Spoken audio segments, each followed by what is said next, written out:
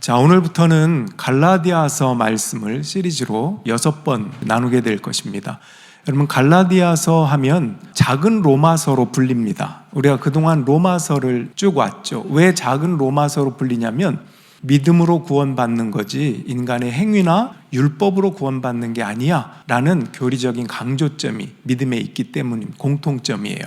자, 갈라디아서의 배경을 좀 먼저 말씀드리자면 이제 공부를 조금 해야 될 것 같아요. 자, 지도를 보겠습니다. 이 지도를 이제 몇 번 반복해서 다음 주도 그 다음 주도 여러 번 보여드릴 텐데, 여기 보면 시리아 안디옥이라고 이방 선교의 센터예요. 1차 선교 여행 지도인데 오늘날 터키 트리키에입니다. 이 트리키에 보면 갈라디아라고 이렇게 초록색으로 밑에 보이시죠? 이고니온, 루스드라, 더베 이 지역에서 거의 사도 바울이 돌에 맞아 죽을 뻔했거든요. 그러면서도 복음을 전해요. 그래서 여기에 교회가 세워지게 된 거예요. 이 교회들이 다 갈라디아 교회들이에요. 갈라디아 교회는 복수예요. 충청남도, 충청북도 하듯이 프로빈셜 개념이에요. 어떤 한 시티가 아니고, 그래서 갈라디아서 하면 갈라디아 지방의 여러 교회들에게 보낸 편지구나 이렇게 이해하시면 돼요. 자, 돌에 맞아 죽을 뻔한 저 루스드라 복음을 계속 전하고 돌아와서 또 전하고 갈라디아 교회들이에요. 그렇게 세워진 교회들이 있었는데 지났을 때 어떤 얘기를 듣냐면 이 갈라디아 교회들 안에 거짓 교사들이 들어와서 다른 복음을 전한다는 소식을 듣습니다. 사도 바울이 그렇게까지 복음을 전한 곳에 다른 복음이 들어와 미혹당하고 있다는 얘기를 들으니까 얼마나 가슴이 아프고 미어지겠습니까? 그래서 어떤 신학자는 갈라디아서를 천둥의 편지 이렇게 얘기합니다. 왜 천둥의 편지인지 아세요? 강렬한 어조로 꾸짖고 있기 때문에 천둥의 책이라고도 불립니다. 자, 예를 들어서 갈라디아서 1장 6절, 여러분을 그리스도의 은혜 안으로 불러주신 분에게서, 제가 톤을 좀 바꿀게요. 여러분이 그렇게도 빨리 떠나 다른 복음으로 넘어가는 데는 나는 놀라지 않을 수 없습니다. 이것도 조금 표현이 나이스해 보이는데 새 한글 성경이라고 몇 년 전에 나온 성경이 있어요. 그거로 한번 읽어볼게요. 놀랄 일입니다. 이렇게나 빨리 다른 복음으로 넘어가고 있는 꼴이라니요. 이 정도로 우리가 뉘앙스를 생각하죠. 갈라디아서 1장 8절, 그러나 우리들이나 또는 하늘에서 온 천사들일지라도 우리가 여러분에게 전한 것과 다른 복음을 여러분에게 전한다면 마땅히 저주를 받아야 합니다. 여러분, 보통 편지 쓸 때 저주를 받아야 된다 이런 거 쓰기 쉽지 않잖아요. 굉장히 강한 어조로 편지를 쓴다라고 하는 것입니다. 자, 그렇다면 거짓 교사들은 어떤 사람들이었을까요? 갈라디아 교회들 안에 침투했던 거짓 교사들은 율법주의자들이었어요. 물론 갈라디아 교회 말고 다른 교회들 안에는 영지주의자들도 있었어요. 근데 갈라디아 교회는 율법주의자들. 예를 들면 예수를 믿고 구원받는 거 맞아. 그러나 그 믿음에다가 플러스 율법을 지켜야 돼. 할례도 받아야 되고 구약에서 해오던 유대인들의 그 관습들, 율법을 다 지켜야 돼. 이렇게 말하는 거예요.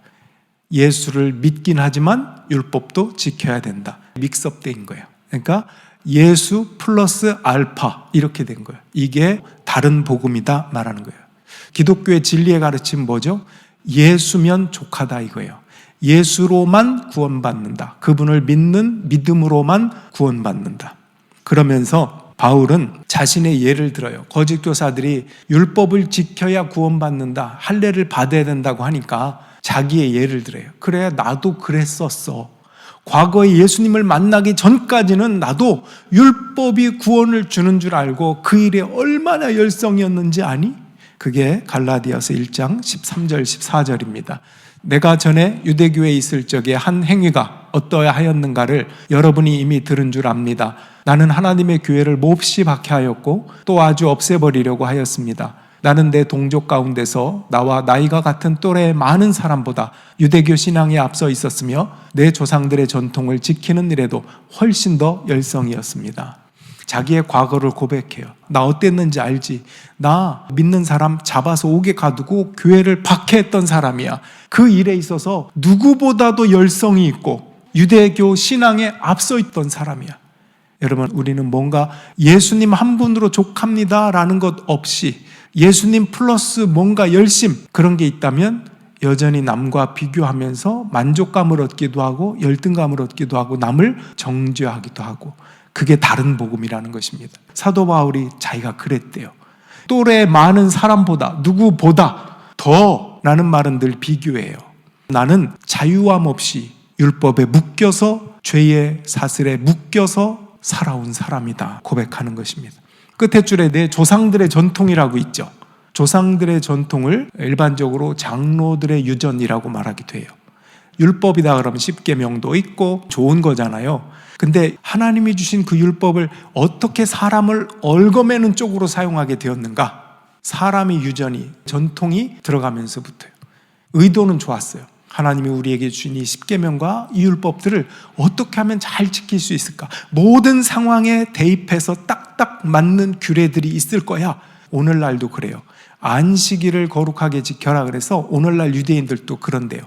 일을 하면 안 되는 거잖아요. 안식일은. 엘리베이터를 탔을 때 버튼을 누르는 것도 일이에요. 안 눌러요. 이방인이, 한국 유학생이 엘리베이터 함께 타서 눌러주면 땡큐예요. 요즘은 안식일을 지킬 수 있는 전용 엘리베이터가 있어서 요즘은 그렇게 사용하지만, 왜냐하면 전기를 못 쓰거든요. 전기 불을 켜거나 이런 것도 안 합니다.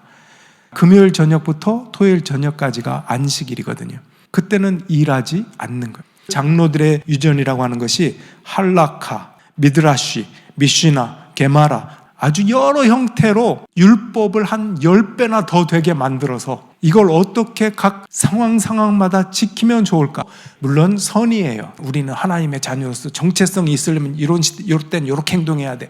하나하나 따지고, 의도는 좋은데 결국 걸려 넘어지게 하는 함정이 되었다라는 것입니다. 사람들을 얽매이는 거예요. 너 그거 했네? 너 율법을 어긴 거야.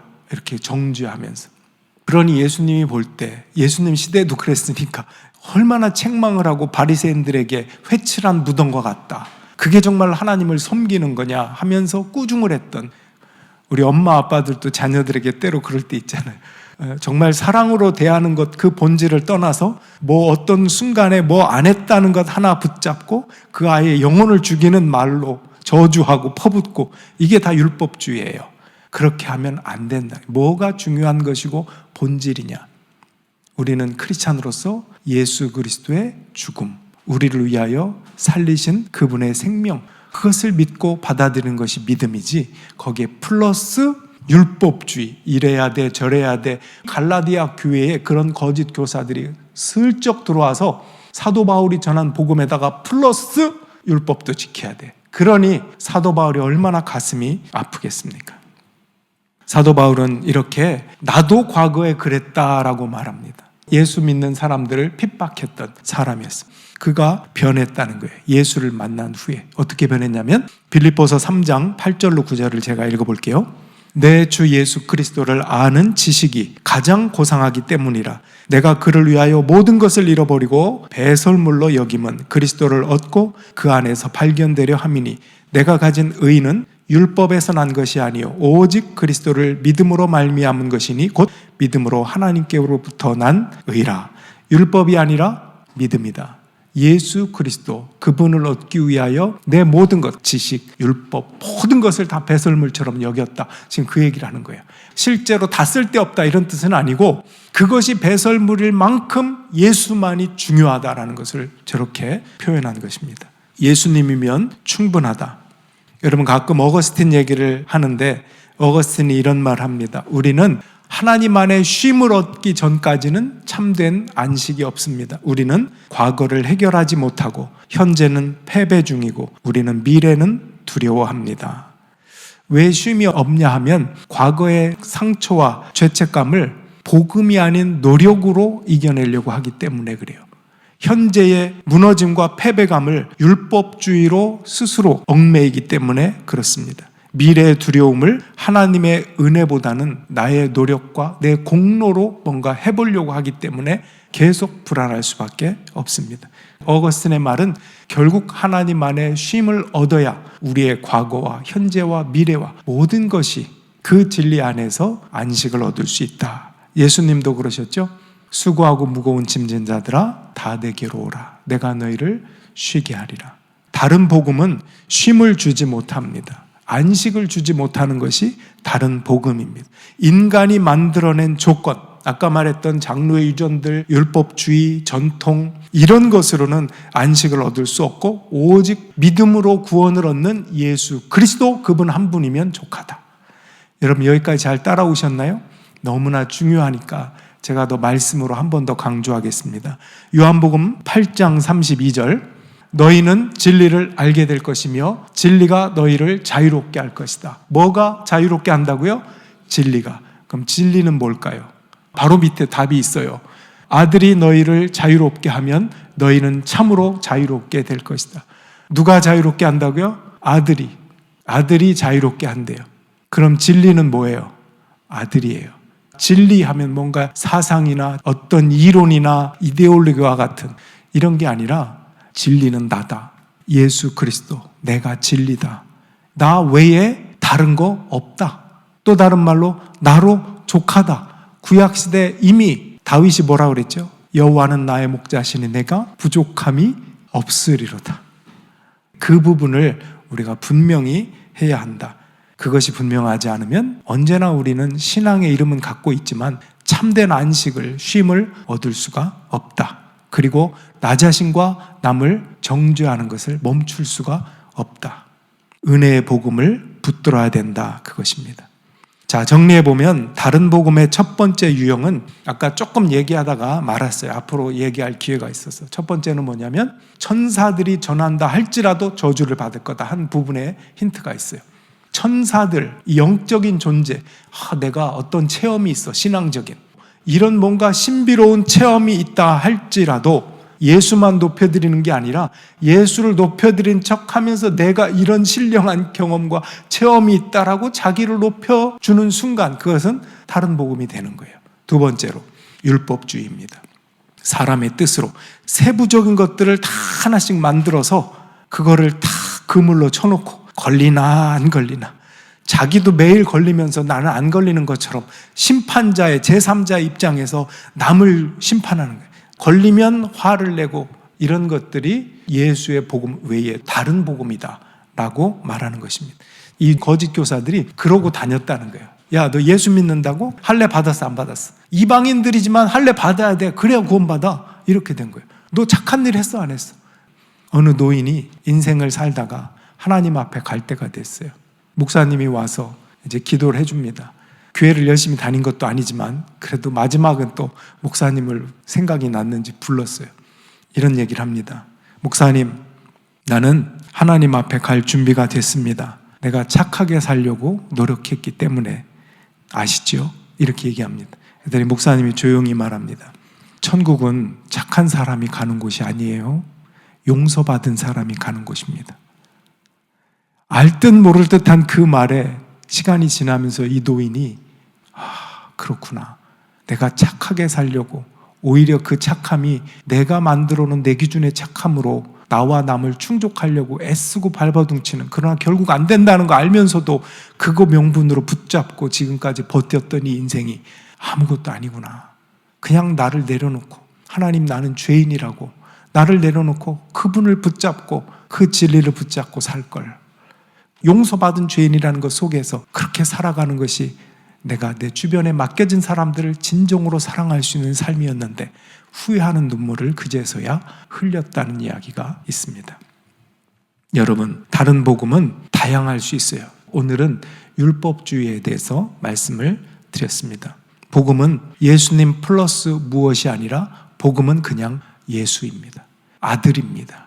진리입니다. 생명입니다. 길입니다. 그분이에요. 그분 안에서 우리가 믿음이 있는 거지 거기에 플러스라고 뭔가 구원의 조건으로서 들어갈 때는 이건 이단이 되는 거예요. 다른 복음이 되는 거예요. 조심해야 합니다. 내가 하나님 예수 그리스도 그분의 은혜로만 믿음으로 구원받는다. That's it. 구원에선 그게 끝이에요. 그러나 이제 구원은 예수뿐이라는 것을 안 사람들, 그 사람들은 이제 하나님이 주신 계명들, 사랑하라고 주신 사랑하기 때문에 어떻게 행동해야 되는가 이렇게 나아갈 수는 있습니다. 내가 뭔가 헌신한다, 순종한다, 봉사한다, 일할 때는 어떻게 되는 거죠? 내가 은혜를 받았으니까 일하는 거예요. 이거 순서 정말 중요합니다. 뭔가 내가 은혜 받지 않았는데도 해야 되니까 하라고 하니까 해. 거기에는 기쁨도 없고 보상을 느끼고 인정을 받기를 원하고, 그건 율법주의예요. 우리의 행동은 어떻게 된다고요? 먼저 나는 죄인입니다. 나는 이 은혜를 받기에 감당할 수 없는 죄인이지만 용서받은 의인이 되어서 하나님께 은혜를 받고 구원을 받아서 너무나 감사합니다. 그 은혜를 어찌할 바 어찌할 수 없어서 봉사하기 원합니다. 섬기기 원합니다. 주님을 높여드리기 원합니다. 찬양하기 원합니다. 이거라는 거예요. 진정한 복음. 아들, 그분이 역사하는 믿음, 그걸 붙잡을 수 있기를 주님의 이름으로 축원합니다. 오늘 말씀을 마지막으로 읽고 마치겠습니다.